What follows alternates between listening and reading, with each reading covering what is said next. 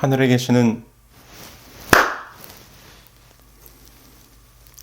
계시는 하나님 아버지, 오늘도 저희들을 말씀 앞으로 초청하여 주시니 감사합니다. 오늘 저희들을 예수님의 자녀요 형제라 불러주시고 함께하여 주시는 은혜로 인하여 감사합니다. 오늘 하루도 우리를 세상에서 불러내어 당신의 백성 삼아주신 축복과 은혜를 기억하며 우리도 다른 이에게 예수님을 증거하는 자들로 살아가게 하여 주시옵소서. 예수님의 이름으로 기도합니다. 아멘. 성도 여러분, 안녕하세요.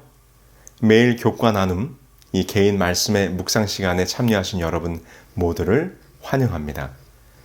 오늘은 10월 22일 화요일, 요한의 두 제자입니다. 2024년 지난 6월 29일 미국과 중국이 아주 흥미로운 의논을 했다는 뉴스가 있었습니다. 그것은 1969년 아폴로 11호를 타고 달에 착륙한 닐 암스트롱의 발자국을 어떻게 보존할 것인가에 대한 의논이었습니다. 최근 몇 년 사이 중국의 우주과학이 발달하여 달 표면 탐사를 시작하자 이 미국 측에서 인류의 역사적 유적인 암스트롱의 최초의 달 발자국을 훼손하지 않도록 요청을 했으며 이 유적을 보존하는 일에 적극적으로 협조해 줄 것을 요청한 것입니다.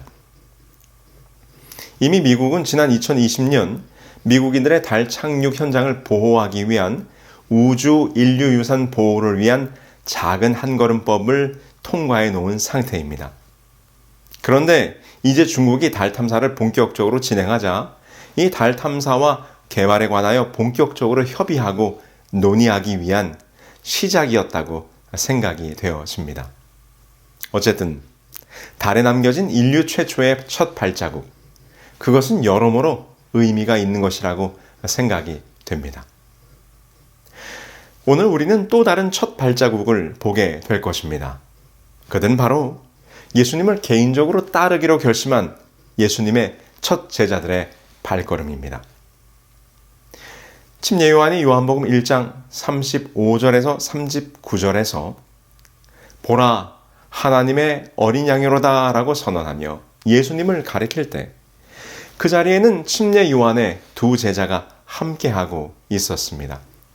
그리고 이 두 제자는 예수님이 구약의 예언을 성취하는 메시아임을 알리는 이 요한의 기별을 듣고 예수님을 따르기 위해 요한을 떠났습니다.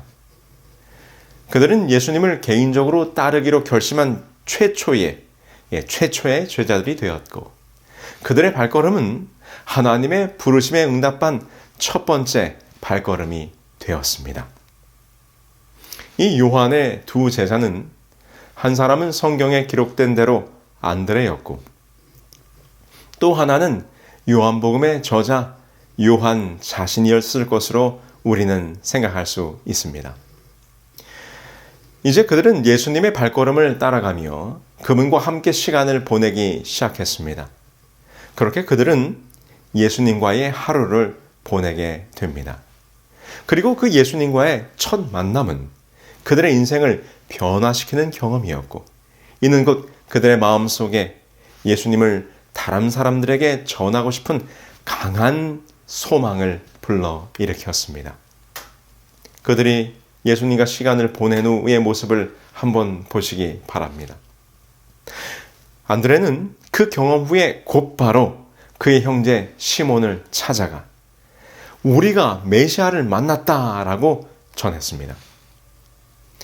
이처럼 예수님과의 만남은 그들에게 깊은 감동을 주었고 자신만이 아닌 다른 사람들에게도 예수님을 알려주고자 하는 욕망을 만들어주게 되었던 것입니다.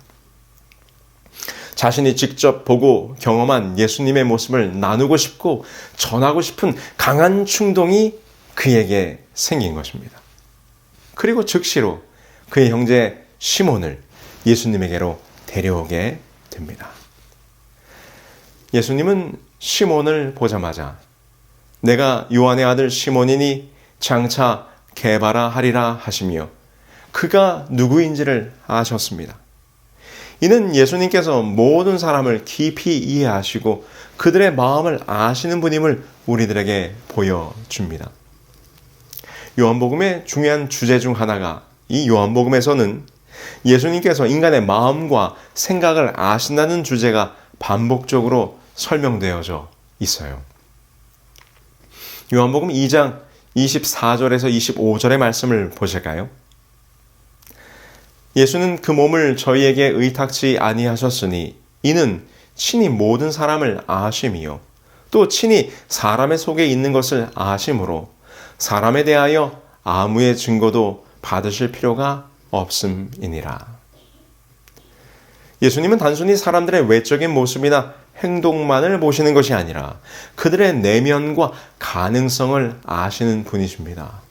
이것이 얼마나 놀라운 일입니까?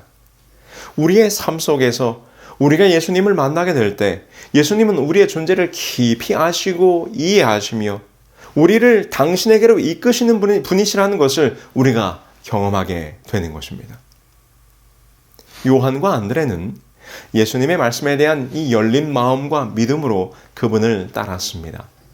이들은 침례 요한의 전도와 성령의 부르심에 반응하며 예수님을 만나기 위한 준비된 마음을 가지고 있었습니다. 반면에 많은 사람들은 의심과 비평의 마음으로 인해 귀한 기회를 놓치고 말았습니다. 예수님을 따르기 위해서는 그분의 말씀에 대한 순전한 믿음과 열린 마음이 필요합니다. 시대의 소망은 이 장면을 이렇게 설명합니다. 요한과 안드레가 제사장들과 관원들의 불신의 정신을 갖고 있었더라면 예수의 발 아래서 배우는 자들이 될 수 없었을 것이다. 그들은 예수의 말씀을 판단하는 비평가로서 그에게 나왔을 것이다.